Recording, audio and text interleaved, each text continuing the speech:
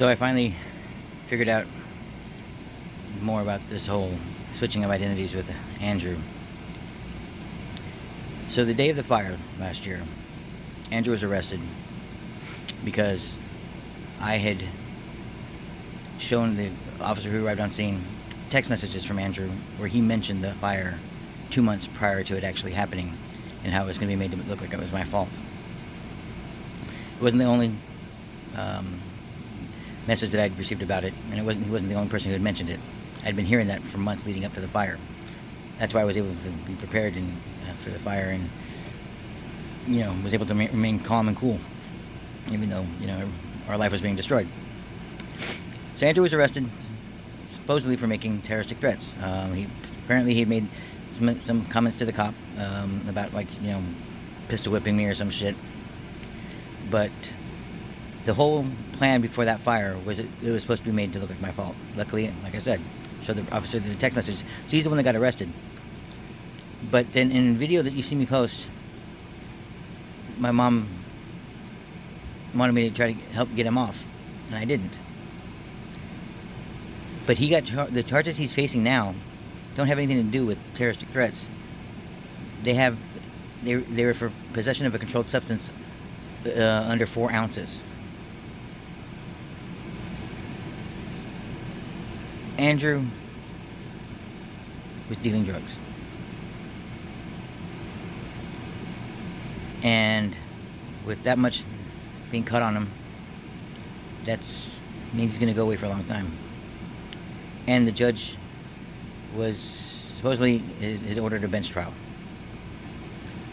Now, fast forward to now.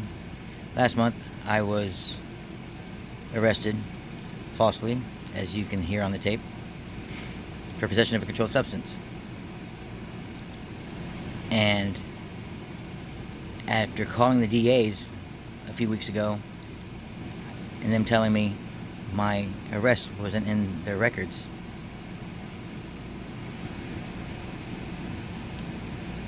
that's going to be on purpose. My mom is trying to switch our identities using her connections in the courthouse and the court systems so that I can be charged with his crimes. Because he's also under a murder investigation now. Multiple. And he will then be off the hook. Be caught with just a small amount or no amount, because there wasn't anything in that fucking pin except for what was sold to me at fucking Vape City, and that was legal. So he'll get his case dropped because there wasn't anything in that pin that was illegal, and I will then be tried for being a dealer, possession under 4 ounces, with a previous history of minor possession charges, which will then make it easy for me to be charged with murder.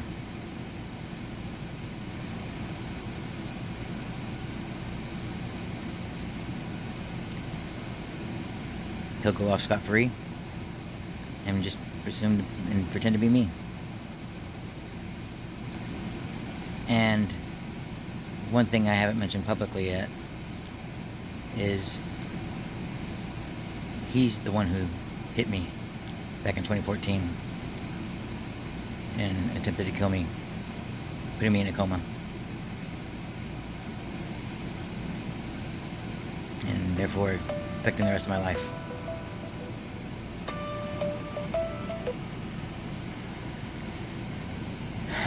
We got in a fight that night. I remember him with a bat that night. I was sitting on the couch watching TV, trying to get him to watch TV with me, and he wouldn't. But I don't believe he was acting out of that pure anger. He was ordered to do it. Weeks leading up to the head injury, or the murder attempt, I had started an investigation over at Feldman's, where I was the executive chef of the cafe there. And I caught onto a scam that they were conducting, and they were using the cafe to hide what they were doing, to hide their actions. They were using, like, liquor promotions and all that kind of shit to, and getting, like, all the benefits from that. But then, of course, they were doing other stuff, and I'd been pulling receipts for the weeks leading up to that attempt on my life. And I'd already reported it to my corporate managers, and they knew about it too. And Feldman's at that time had just been bought by Specs. And because liquor, beer, and wine is used, primarily wine, is used as a good avenue for money laundering, because the price of a wine fluctuates so much, and basically you get to dictate whatever the price of the bottle is, and then you can flush all of that through restaurants here in the valley, therefore laundering a lot of money.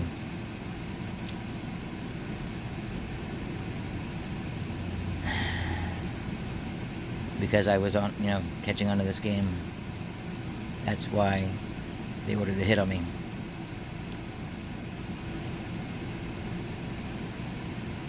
That's why Andrew did it. My parents helped cover it up,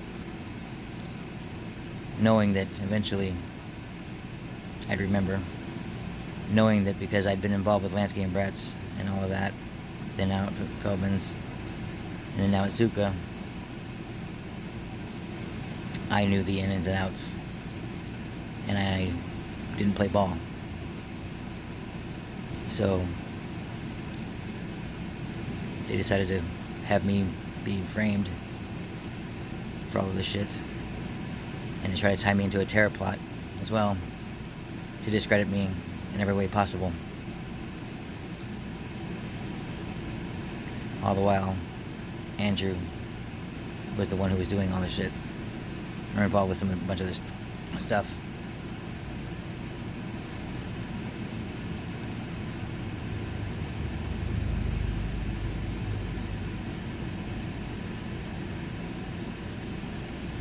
My family's been trying to kill me since 2014. And now they want me to pay for crimes that I didn't commit. And because of their pull within the legal system down here, they could actually very well do it.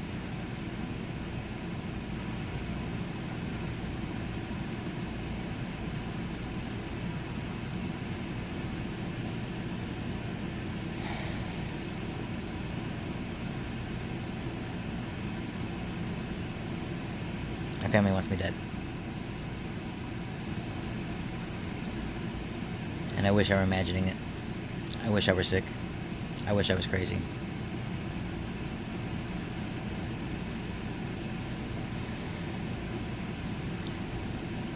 I wish I was psychotic right now. I wish I could find any excuse for the evidence I've been gathering to not lead to this conclusion. But that's exactly what's happening. Because I didn't play ball with the mob or the cartel, and because my family is involved with the mob and the cartel. They were the ones to try to take me out, because that's how it's done. They weren't going to let anybody else do it. They're going to do it themselves.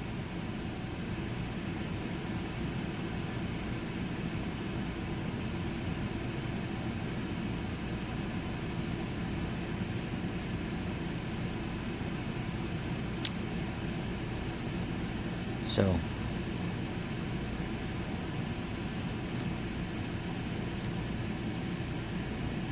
yeah.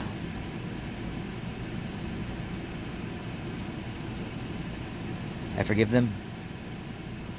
I forgive them all. And I would do anything for my family.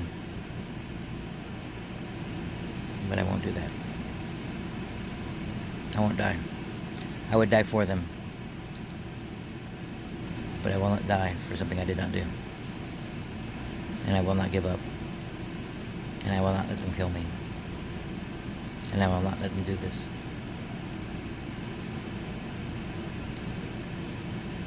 Child trafficking is their business. And now terrorism is their business. And I will not lie down and die knowing that there are children and innocent Americans that can be saved.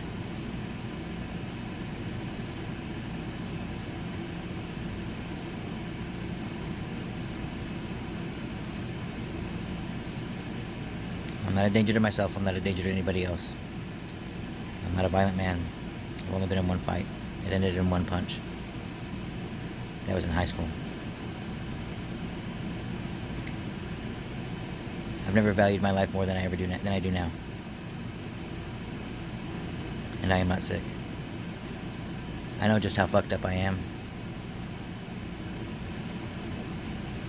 And I'm going to be fucked up for a long time. But if this were your reality, ask yourself how you would be handling it. I think I'm doing pretty good.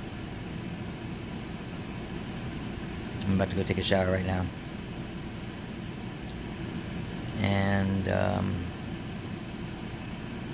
figure out who to call to get some help so I can file some reports. Because I'm not allowed to work. I have no money to take care of myself. But I have the ability, the desire, and I'm not about to spend the rest of my life in jail for something I didn't do, or in jail for something I did do. So the only thing I can do now is to forgive them and move forward. And let it go. 42 years I've been a sex slave. 42 years I've been victimized. But I refuse to live like a victim. I refuse to live like someone who's disabled. I intend to live. I gotta go.